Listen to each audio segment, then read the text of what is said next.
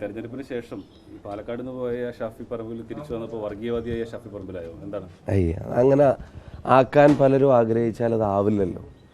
ജനങ്ങൾക്ക് അറിയാലോ ഈ കാര്യങ്ങളൊക്കെ, അതെന്തിനു വേണ്ടിയാണ് പറയുന്നത്. അപ്പോൾ അതിനൊക്കെ കൃത്യമായും വ്യക്തമായും മറുപടികൾ പറഞ്ഞു കഴിഞ്ഞു. പാനൂരിൽ പൊട്ടിയ ബോംബും അതിന് ശേഷം ഉണ്ടാക്കിയ പല നുണബോംബുകളും അത് പൊട്ടിക്കഴിഞ്ഞിരിക്കുകയാണ്. ഞാൻ ഇനി അതിലേക്ക് കൂടുതൽ കടക്കുന്നില്ല. കാരണം അതിൻ്റെ ഉൾപ്പെടെയുള്ള കാര്യങ്ങൾക്ക് വടകരയിലെ ജനങ്ങൾ വിധി എഴുതി കഴിഞ്ഞു എന്ന് തന്നെയാണ് എൻ്റെ വിശ്വാസം. അതിൻ്റെ റിസൾട്ട് 4-ാം തീയതി അറിയാം. പിന്നെ അതിനെ സംബന്ധിച്ച് ചില കാര്യങ്ങളും കൂടെ പുറത്തു വരാനുണ്ട്, അതും കൂടെ വരട്ടെ. അപ്പം ഞാൻ ബാക്കി കാര്യങ്ങൾ പറയാം. അതല്ലാതെ അതിലേക്ക് ഞാനില്ല. ആ ചാപ്പ എൻ്റെ മേലെ എന്തായാലും വീഴില്ല.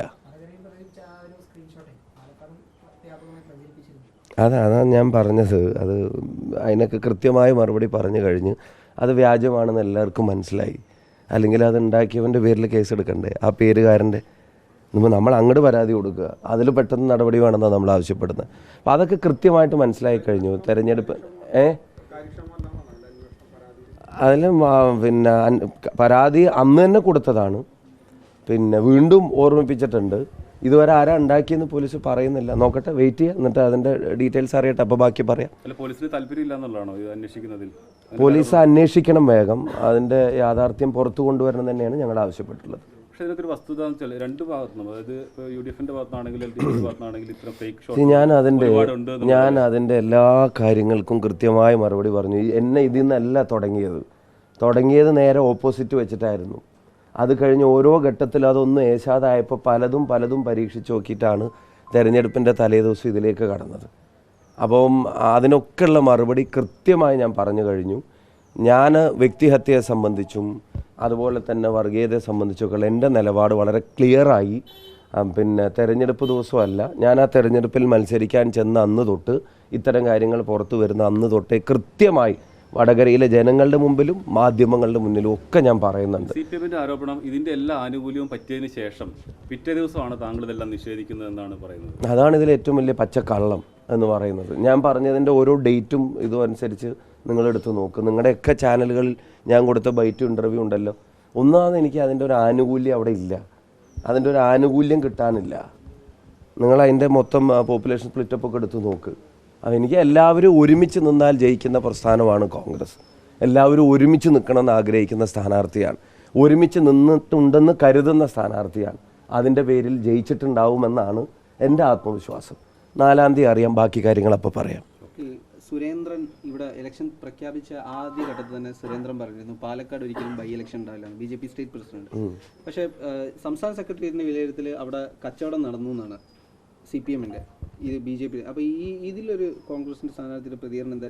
രണ്ടുപേരും അല്ല, BJP ആയിട്ട് കച്ചവടം ആരാ നടത്തുന്നതൊക്കെ ഇപ്പോൾ കേരളത്തിലെ എല്ലാവർക്കും മനസ്സിലായല്ലോ. ഞാനും നിരവധി തവണ കണ്ടിട്ടുണ്ടെന്ന് കേരളത്തിൻ്റെ മുഖ്യമന്ത്രി പറയും. എന്തിനാ BJPയുടെ പ്രഭാരിയെ കേരളത്തിൻ്റെ മുഖ്യമന്ത്രി കാണുന്നത്? എന്താ അവർ തമ്മിൽ ചർച്ച? എന്ത് രാഷ്ട്രീയമാണ് അവിടെ ചർച്ച? അപ്പോൾ അവർ തമ്മിലുള്ള നെക്സസും ധാരണകളും അല്ലാതെ നിരവധി തവണ കണ്ട് ചർച്ച നടത്തേണ്ട ഒരു സാഹചര്യവും. രണ്ടാമത്തെ കാര്യം, എവിടെയാണ് മുഖ്യമന്ത്രിയും BJP പ്രഭാരിയും കണ്ടെന്നുള്ളത് നിങ്ങൾക്ക് പോലും ഇപ്പോഴും പറയാൻ പറ്റുന്നില്ല. എന്ന് വെച്ചാൽ അതീവ രഹസ്യമായിട്ടുള്ള കൂടിക്കാഴ്ച, വളരെ പ്ലാൻഡ് ആയിട്ടുള്ളൊരു മീറ്റിംഗ്, അതീവ രഹസ്യമായി നിങ്ങളാരും കാണാതെ നിങ്ങളോട് കണക്ക് പുറത്തുനിന്ന് പറയാനുള്ള അവസരം പോലും കിട്ടാത്തൊരു മീറ്റിംഗ് അറേഞ്ച് ചെയ്തിട്ടുണ്ടെങ്കിൽ അതിൻ്റെ അർത്ഥം അവിടുത്തെ ചർച്ച എന്താ? എന്തിനാ EP കാണുന്നത്? എന്തിനാ മുഖ്യമന്ത്രി കാണുന്നത്? അയാൾ കേന്ദ്രമന്ത്രിയോ പിന്നെ എന്തെങ്കിലും വികസന പ്രവർത്തനം ചർച്ച ചെയ്യാനല്ലല്ലോ. അതിന് രഹസ്യമായിട്ട് കാണേണ്ട ആവശ്യമില്ലല്ലോ. അപ്പം കച്ചവടവും ഡീലൊക്കെ തമ്മിൽ CPMും BJPയും തമ്മിലുള്ളതാണ്, വളരെ വ്യക്തമാണ്. അത് വടകരയിലുണ്ടോ തൃശ്ശൂരുണ്ടോ എന്നത് ഉൾപ്പെടെയുള്ള കാര്യങ്ങൾ ഇനി പുറത്തു വരാനിരിക്കുകയാണ്. അപ്പം ആ ചാപ്പയും ഞങ്ങളുടെ മേലെ വെക്കണ്ട. ഞങ്ങൾക്ക് BJP ആയിട്ട് യാതൊരു ഇടപാടുമില്ല.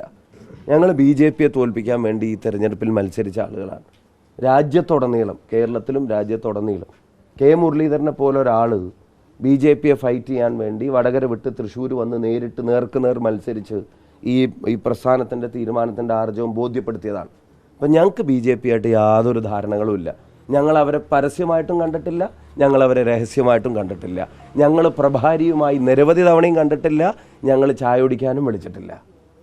അതുകൊണ്ട് ഞങ്ങൾക്ക് അവരുമായിട്ടൊരു നെക്സസുമില്ല, അവരുമായിട്ടൊരു ബന്ധവുമില്ല. എന്തുകൊണ്ട് സുരേന്ദ്രൻ ഇവിടെ ബൈ ഇലക്ഷൻ ഉണ്ടാവില്ല എന്ന് പറഞ്ഞു?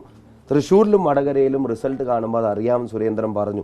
അത് ആരൊക്കെ തമ്മിൽ സംസാരിച്ചതിൻ്റെ ശേഷമുള്ള ധാരണയാണെന്ന് ഉൾപ്പെടെയുള്ള കാര്യങ്ങൾ പുറത്തു വരും. പക്ഷേ അത് വടകരയിലെയും തൃശ്ശൂരിലെയും ജനങ്ങൾ അതിന് നിന്നു കൊടുത്തിട്ടില്ല എന്നുള്ളത് ഞങ്ങൾക്ക് 100% ഉറപ്പുണ്ട്. ഈ വടകരയിലെ LDF-ന് വേണ്ടി ഒരു PR ടീം പ്രവർത്തിച്ചിരുന്നു എന്നൊരു വിവരം പുറത്തു വരുന്നുണ്ട്. ഒന്നോ അവർ PR ടീമിന് വെക്കുന്നതിനൊന്നും ഞങ്ങളെതിരല്ല. അതൊക്കെ ഓരോ സ്ഥാനാർത്ഥിയുടെ ഇൻഡിവിജ്വൽ ചോയ്സാണ്, അതൊക്കെ ഓരോരുത്തരുടെ തീരുമാനമാണ്. പക്ഷെ വെച്ച PR ടീമിൻ്റെ ഉത്തരവാദിത്തപ്പെട്ട ആളുകളൊക്കെ വന്നിട്ട് അവിടെ പ്രവർത്തകൻ എന്നുള്ള നിലക്ക് കഴിഞ്ഞ 3 മാസം പ്രചരണം നടത്തിയപ്പോൾ അവിടെ കണ്ട കാഴ്ചകൾ എന്നൊക്കെ പറഞ്ഞ് പ്രചരിപ്പിക്കുകയും പിറ്റേ ദിവസമായിരുന്നു ഇവർ LDF-ന് വേണ്ടി PR വർക്ക് നടത്തി എന്നുള്ള ഡീറ്റെയിൽസ് പുറത്തു വരികയും ചെയ്യുന്നത്. അപ്പോൾ ജനങ്ങളെ മിസ്ലീഡ് ചെയ്യരുത് ആരാണെങ്കിലും, അത് മാധ്യമപ്രവർത്തകരാണെങ്കിലും PR ഏജൻസി ആണെങ്കിലും പിന്നെ സ്ഥാനാർത്ഥികളാണെങ്കിലും ഒന്നും ജനങ്ങളെ തെറ്റിദ്ധരിപ്പിക്കരുത്. അങ്ങനെ ഒരു PR ഏജൻസി ഉണ്ടെങ്കിൽ ആ ഏജൻസിയുടെ അഭിപ്രായമായിട്ട് പറയാം. അതൊരു ഇൻഡിപെൻഡൻറ്റ് മാധ്യമപ്രവർത്തകരുടെ അഭിപ്രായമായിട്ട് പറയുമ്പോൾ അതിൻ്റെ അർത്ഥം എന്താ? ആളുകളെ എനിക്കെതിരെ തിരിച്ചുവിടാനുള്ള ഒരു തന്ത്രം എന്നുള്ളതല്ല. അപ്പം ഞാൻ അതിലേക്കൊന്നും കടക്കുന്നില്ല. അതൊക്കെ അവരുടെ വ്യക്തിപരമായ സ്വാതന്ത്ര്യം, സ്ഥാനാർത്ഥി എന്നുള്ള നിലക്കും പാർട്ടി എന്നുള്ള നിലക്കുമുള്ള അവരുടെ ഫ്രീഡം. അതിൽ ഞാൻ പിന്നെ അഭിപ്രായം പറയേണ്ട കാര്യമില്ല. അത് ആർക്ക് വേണമെങ്കിലും തീരുമാനിക്കാം. അല്ല, അതിൽ എന്നെ സംബന്ധിച്ചിടത്തോളം അതൊരു പിന്നെ കൂടുതൽ കാര്യങ്ങൾ പുറത്തു വരേണ്ട ഒന്നാണ്. ഞാൻ അതിനെ സംബന്ധിച്ച് എനിക്ക് കുറച്ച് വിവരങ്ങൾ കൂടെ കിട്ടാനുണ്ട്. അത് കിട്ടിയാൽ ഞാൻ എൻ്റെ കാര്യങ്ങൾ പുറത്തു പറയും. അതങ്ങനെ പിന്നെ നിഷ്കളങ്കമായി പറഞ്ഞു പോയ ഒന്നല്ല, വളരെ ഇൻറ്റൻഷനലായി ഒരു ചാപ്പ് കുത്താൻ നടത്തിയ ശ്രമമാണ്. അത് കേരളീയ പൊതുസമൂഹവും വടകരയിലെ ജനങ്ങളും തിരിച്ചറിഞ്ഞ് തന്നെ അതിനെ പരാജയപ്പെടുത്തുകയും ചെയ്യും. വടകരയിൽ അതിനെ പരാജയപ്പെടുത്തിയിട്ടുണ്ടാകും എന്ന കാര്യത്തിലും ഞങ്ങൾക്ക് ആത്മവിശ്വാസമുണ്ട്.